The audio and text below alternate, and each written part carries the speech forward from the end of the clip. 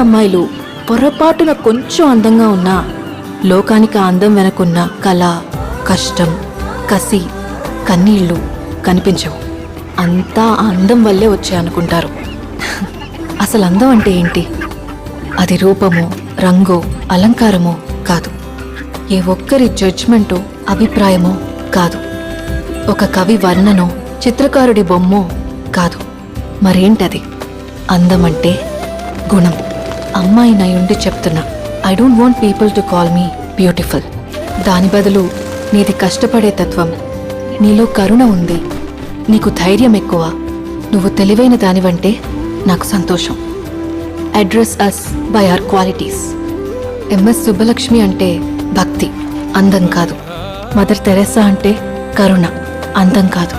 Ayn Rand అంటే తత్వం, అందం కాదు.